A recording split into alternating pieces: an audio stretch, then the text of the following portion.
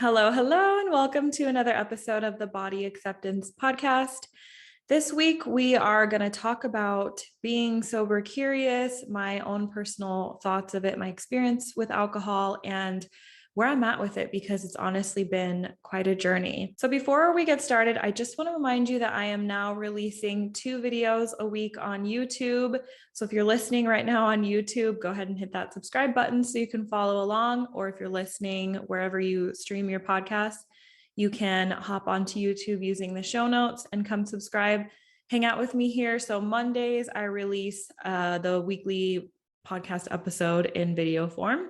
And then Wednesdays, I release a weekly vlog, just letting you know what's going on in my personal life, not just with the brand, but also what adventures that I've been going on living in Okinawa, Japan, because my weeks are just packed with a lot of fun and every week looks different. No week is ever the same. So I came up with this topic this past weekend on, let's see, when did we do karaoke?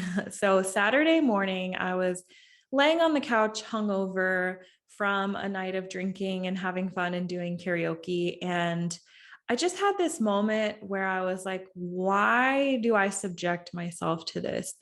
And more specifically, I knew on that Friday afternoon or that Friday night, I knew when I had hit the point of like, I'm satisfied here. I don't need to drink anymore, but I kept drinking. And I have a friend who also kept giving me some of her drinks. She was like mixing beer and sake.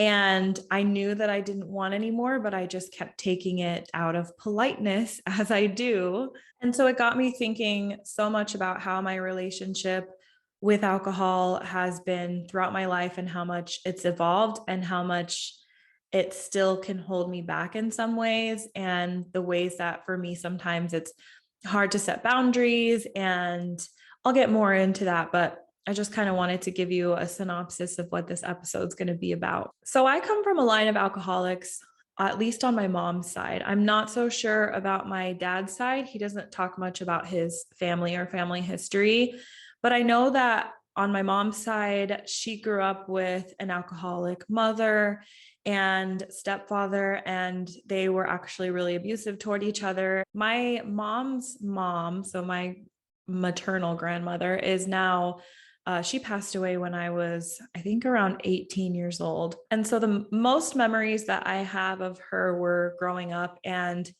as far as I remember, every time I saw her, or most times I saw her, she was drunk.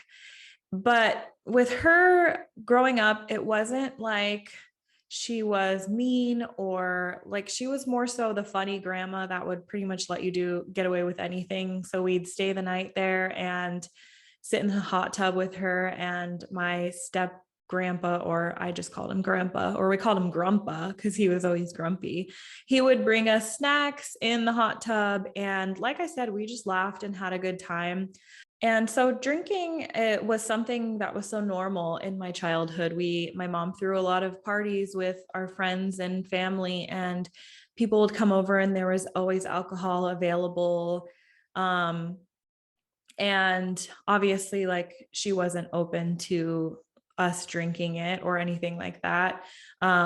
When we were younger, as my siblings got older, my mom knew that they were experimenting with alcohol and she preferred that they did it at home where they were safe.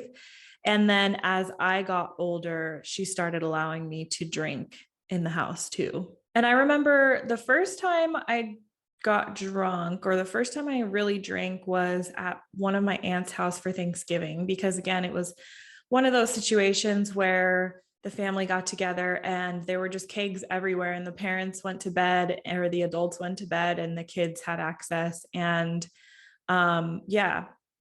So I know it might sound really irresponsible and really terrible, but I think this is the case for more people than they actually talk about. And to be honest, I'm grateful for being able to experiment starting at a younger age, because by the time I was out of the house, I had learned to be responsible with alcohol and with drinking. So I was never one of those people to be out of control or need a babysitter. I'm always really responsible. And even when I'm drinking, I can still step into that like mother friend role.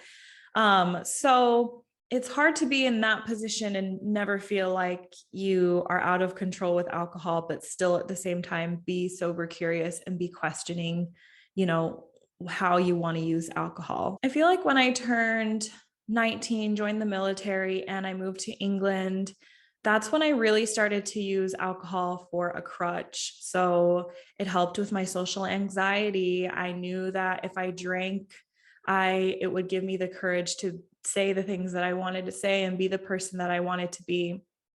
It also gave me the confidence to go after the guys that I was interested in. So alcohol became a way for me to not only socialize, but also escape whatever deep feelings that I was having, or especially around that age when I started to diet again because I was gaining weight from drinking and not really taking care of myself. And so instead of using food as a crutch, then alcohol kind of became that. And then I noticed I was using it more and more to cope. And I would find myself at the end of the day or in the middle of the day saying things like, I need a drink, or, around my like 19 and 20, because it was legal to drink in England. We would go out to Thirsty Thursday and I would come to work on Friday morning and just be throwing up in the trash can, like in between meetings. And it wasn't pretty. I am not proud of that time. And I think that I just assumed that that was like a normal thing that people go through at a certain age, or at least it just felt right for me at the time. And maybe right isn't necessarily the proper word for that, but it felt like, I don't know, I didn't know any other way to live, really. And I'm noticing, I just want to point out that as I'm talking about this, I'm noticing that I am a little bit weary because I don't want to throw anyone under the bus, or I don't want it to seem like I judge people who drink the way that they do, or, just like any other decisions that we make as human beings, like we're not all perfect. And so I just want to make it clear that drinking is such a social norm and a lot of us do it. And I personally don't always know exactly why I do it. And I'm not perfect with my behaviors when I choose to drink. But I'm just bringing this up because I have been curious and wanted to explore my relationship and behaviors when it comes to alcohol. And I know that a lot of us feel the same way. So I want to kind of interject this moment to remind you that there's no shame here. There's no blame or judgment, or I don't want to demonize people like my grandma or my mom or anything, because I'm actually really grateful for the relationship that we've had and the way that I feel that alcohol has brought us together in some ways. And again, I learned to be realistic and responsible from a young age about the way that I approach drinking. So everyone seems to have a different relationship with and a different story when it comes to alcohol. So I'm just sharing mine. So when I met my husband, Jason, and we started dating and spent a lot of time together, and I really got to know him on a deeper level, I realized that he doesn't really need to drink to have a good time, which was different for me because I had been told in the past from people that I'm boring when I don't drink, or, because I've been sober at times when I used to like diet or cleanse or whatever. And during those times, I would be pressured a lot to drink and told that like, oh, you're just so uptight. And so I just assumed that alcohol was the only way that I was able to let loose and have fun. Otherwise, I'm just a really uptight, intense person. And then I noticed that Jason, was very just outgoing in himself and seemed to be having a good time, whether or not he was drinking. I actually noticed that with him, he almost declines when he's drinking. He gets a little bit annoying. And then if he drinks too much, his body pretty much immediately rejects it. So he gets sick really quickly from drinking too much. And I love spending time with him and enjoying time. So if we're on vacation or something, I don't want to pressure him to drink too much because I don't want to lose my friend. And so just seeing his example for the first time in my life, being around someone who was I like to describe him as neurotypical. Like he's just has such a healthy mindset and it just seems to come naturally to him. It started to make me more curious about my behaviors with alcohol, because when we first started dating, I still had a lot of demons to work out. I still had a lot of insecurities and stuff that I hadn't sorted through or healed from. So when I drank alcohol, that's when it came out. And I was really hurtful, really jealous, just very toxic, if I'm being honest, when I was around him while drinking. And it was probably the source of a lot of our tension in the early years that we were together. So a few years in was when I got into really deep into like personal development. And that's when I quit dieting and started practice intuitive eating. And through learning how to eat intuitively, I started to live intuitively and do everything else intuitively. And the question that I often ask myself now, that's such a habit, is how does it feel in my body? How do I feel? Like, does this feel right for me or does it not? And as I've taken more and more time to explore, I realize that alcohol is still one of those lingering friends that feels like a childhood friend that you hold on for nostalgia purposes, but you often wonder, like, what do I still have in common with this person? Like, what is this relationship bringing me? And so I started to explore that. And I want to say it was in 2019 or maybe 2018. Anyway, it was just a few years ago. And I noticed that I got to a point where like drinking became such the norm for me. And that was how I related to all my friends. That's like what I did when I got together with my friends, is we'd go out and drink or we'd stay in and drink. And I noticed that for a few times in a row, I actually blacked out from drinking. And that's not something that was common for me to do growing up. And so that started to make me nervous. And I started to question, like, should I really be drinking? This probably is not good for me and good for my health, especially. And so that's when I first had the intention of really starting to experiment with, can I learn how to drink intuitively? Which is a little bit hard and a little bit tricky to do, or a lot hard and a lot tricky, because eating intuitively or doing anything else intuitively is great when you're in your sober, present mind. But as we know, just a few drinks in, we start to lose our inhibitions and lose track of who we are. And that's sometimes what we love about drinking. So it took me a while to experiment, but I definitely hit a point where I know exactly what it feels like when I have had enough.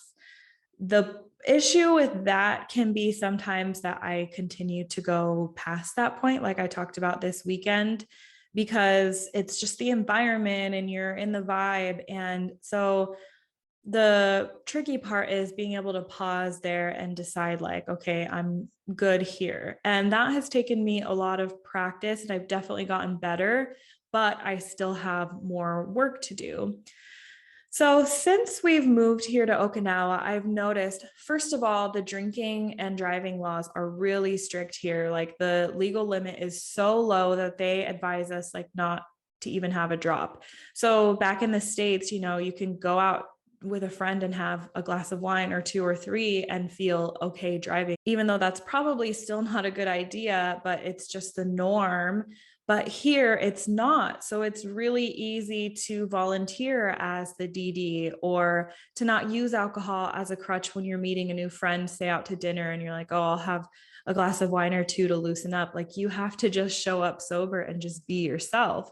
And that has really helped me when it comes to my social anxiety, because I still get nervous and I still get anxious, but I'm able to actually work through how I'm feeling and push past it, because I don't have any crutch to fall back on. I just have myself. And so first of all, the strict drinking and driving laws here have made me really second guess my decisions to even just have a drink or two and drive. And I feel like it's going to empower me when I go back to the States to say, I don't stand for this, and I won't get in the car with someone who's been drinking, and I personally won't drive if I've been drinking. So that paired with, like I said, just the fact that it's normal to meet friends soberly here and to hang out with people and form deeper connections through all the activities that there are to do, all the outdoor stuff, the beaches and living on base. You know, we have tennis courts and golf course and basketball courts. And I've just really delved into doing the things that I feel passionate about. And I've been taking such good care of my body through my exercise and workout routines. You know, I start every morning with a morning walk or a jog. On Fridays, I do yoga on the beach. I go to the gym and lift weights 4 days a week. And I've just been really taking care of my mental, my physical health, and everything feels good. And so I used to feel that I wanted to drink because I felt almost better when I drank, especially if I had a lot of mental agony going on, or I physically wasn't feeling good, or maybe I was feeling down or depressed. Another really great thing, not great because the pandemic obviously sucked, but a nice part of it was that pre-pandemic, I would go out even if I didn't want to. And living in Vegas, I'm sure you can imagine all the crowds there always were. And so I would go out just because like that was the thing to do. And it almost seemed to be the only thing to do out there sometimes. And I would go out, and even if I wasn't in the mood or I was too tired, and the way that I would help myself push through that is by drinking. And so that I could numb out and I could, you know, force myself to get hype or whatever.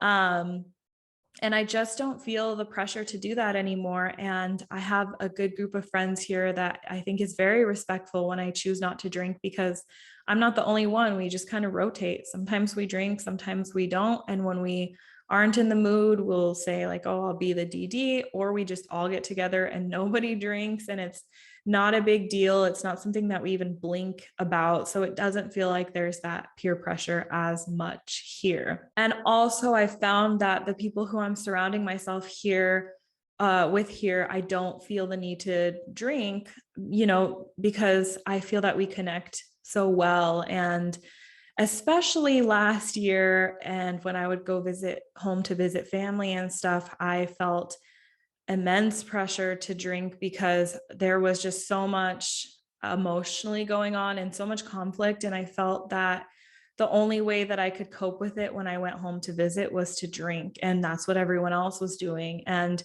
you know, when we get around our family, there's so much like history there. There's so much trauma that's likely unresolved, so many communication barriers with your parents or your siblings. And that's how I still feel, to where sometimes it becomes so overwhelming for me that I just want to drink so that I don't feel too much or that I don't break down, because it can be really draining. And again, I'm not saying that to blame my family and say that it's their fault, because it's my choice to drink at the end of the day. And it's my choice to set the boundaries that I need to. Basically, at the end of the day, I'm responsible for the choices that I make and the things that I put into my body.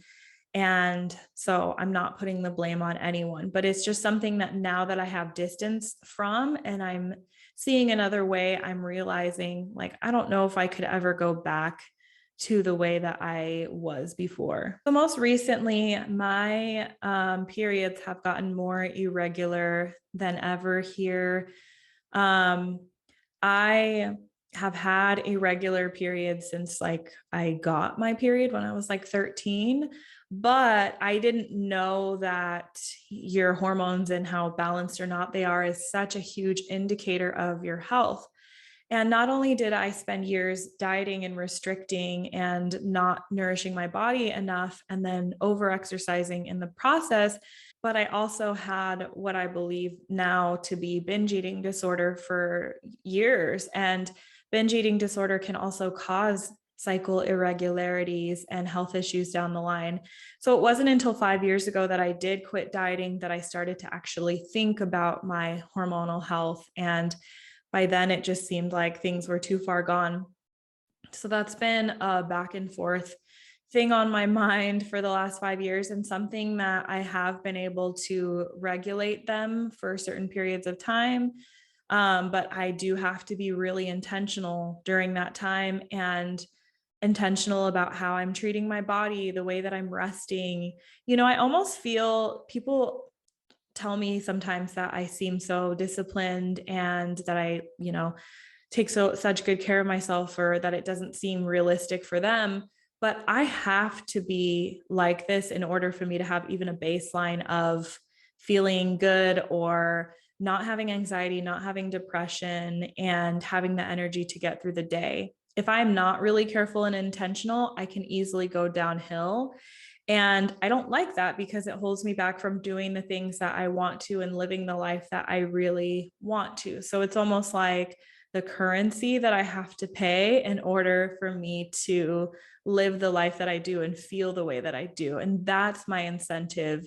We all have to find our source of motivation, or our why of, the reason why we do what we do.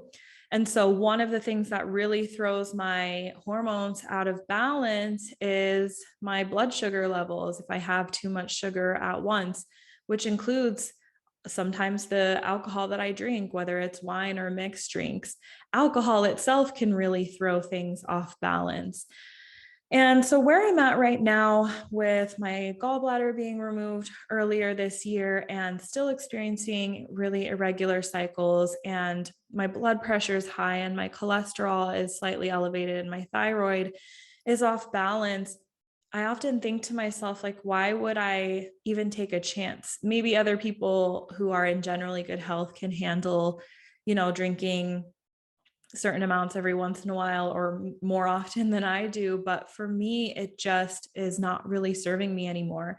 I think at this point, my body almost has such an adverse reaction to alcohol that almost immediately when I start drinking, like a few drinks in, my face will turn red. I'll get really flushed and like my face feels inflamed. My whole body feels inflamed. And I almost immediately experience a headache. And what do I do for that? I take Excedrin almost right away, which you're not even supposed to take when you're drinking.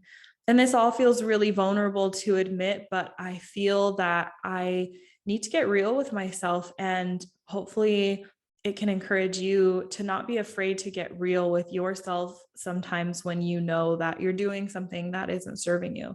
I'm not judging myself. I'm not saying that I'm a bad person. There are just certain behaviors that every once in a while I need to take a look at and assess what I want to do about it. And so that's how I'm feeling about this.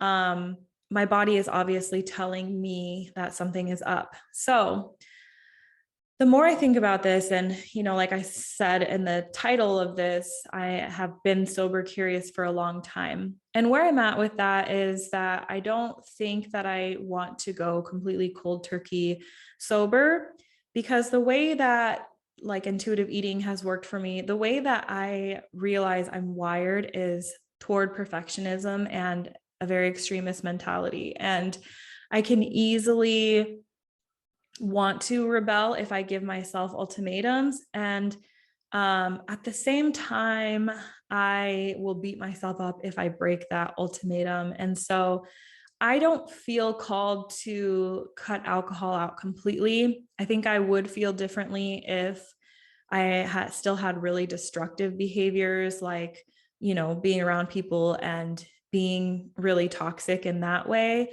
Or if I felt that I was like an alcoholic, where I felt that I couldn't control myself. I still feel that, like, for example, I will have a glass of champagne with Jason, or I'll have a glass of wine sometimes before we get into sexy time.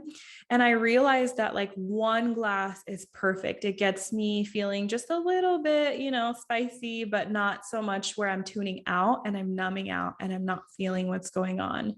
So I do really enjoy wine and champagne, and that's something that I just don't feel that I want to give up. Liquor and mixed drinks, I feel that I can give those up. I also do feel that every once in a while it's fun when you're out at a new place with your girlfriends, or you're on vacation or something and they have this specialty cocktail. I think that's a time where it does feel, like fun. But again, as long as I'm not like sucking cocktails, as long as I'm not gulping cocktails down all night and drinking to Robin Euclid in her book, Go With Your Gut, says something about drinking to remember versus drinking to forget. And I think maybe me even saying that you're already thinking like, I know the difference. I definitely know the difference of me trying to use alcohol as a crutch or a coping mechanism versus me just wanting to enhance that experience. And I realized that that experience will be enhanced to a certain extent when I'm like, again, 1 to 2 drinks in, maybe 3 at the most, but I do notice that I start to numb out and I am not as present. And for me, the more I get clear on my values, I realize I really want to be connected and present to myself and the people around me. And I can only be connected with the people around me as much as I'm connected with myself.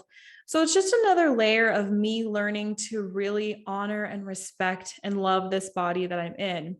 Not always because I love the way it looks, because I don't, but because I recognize that it's the vessel that allows me to live the life that I do. So that's where I'm at mentally when it comes to alcohol. Doesn't mean that suddenly from here on out, I'm going to be perfect in the way that I use alcohol or drink, but I definitely am going to add another layer of intentionality and continue to hold myself accountable when, say, if I wake up with a hangover and just start to think again, like, Lauren, like, really, why are we doing this? Like, let's think about it. And every time that I give myself an opportunity to almost fail in a sense or to make a mistake, quote unquote, or, every time that that happens, it gives me a chance to learn something new about myself and to experiment with more ways to do better going forward. And that's the way I look at it. Instead of beating myself up and feeling like such a failure,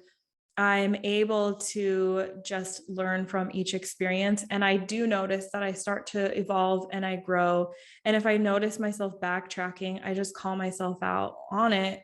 And all of that has been made possible through all the work that I've done on building self-trust and self-accountability, and in some sense of self-discipline. Just having a really clear understanding of who I am and who I am deepening, how I'm deepening my identity and who I've always known that I am deep down, and what my life goals are and what my life's intentions are, using that as a reminder when I'm making decisions that do or don't serve me. And the choices that I make really are a vote for the person that I'm trying to become. And so I just take all of that information into account as I make any decision, not just when it comes to what I'm drinking, but like what I'm eating, how I'm moving my body, whether or not I follow through with my habits, or what I tell myself I'm going to do or tell others that I'm going to do, and following up with that. It all just comes together and helps me form decisions and information and just continuing to grow and evolve as a person. That's what it's all about. And I've noticed that since I've been more focused on those things, I experience depression and anxiety way less regularly, which is a huge step, because I'd say for the first 20 or so years of my life, most of it was depression and me being numb and trying to play a smaller version of myself and just being unhappy in who I was in my relationships. And so I'm really changing that narrative by building such a strong relationship with myself. So I'm curious to know your thoughts on this episode, if it resonated with you in any way, if you felt any strong kind of feelings, or if it just made you think of anything, or if you have any encouraging words for me, or if you want to share it with a friend who may be struggling with something similar. I would love to continue the conversation with you on Instagram. I'm at Lauren M. Kendrick. If you don't already follow me there, Lauren M. as in Marie Kendrick. And I just want to remind you that if you do appreciate the content that I put out and you want to support me in continuing to create even more, you can do so by either interacting with my content through likes, shares, reviews, comments, etc. Those are simple things that help more than not just me, but any creator out there. You can also purchase one of my products. So right now I have the body acceptance book, and then in January, there's a body acceptance workbook coming out. You can get links to all of that again in the description box, or the show notes, or by going to thebodyacceptance.com. And finally, there's one last option of tipping me using the virtual tip jar, which is powered by ConvertKit. I just set that up last weekend and I'm really excited about that. It's a really helpful way for you to thank me and then for me to get paid for the work that I'm doing. Most of the work that I do is for free. So again, I appreciate any and all amounts that you are able to offer. And one last time, the links to my products and the tip jar will be available in the description box, the show notes, or by visiting thebodyacceptance.com. I hope you've enjoyed this episode. I hope you got something out of it. I hope it inspired you in some way. And I will talk to you again next week.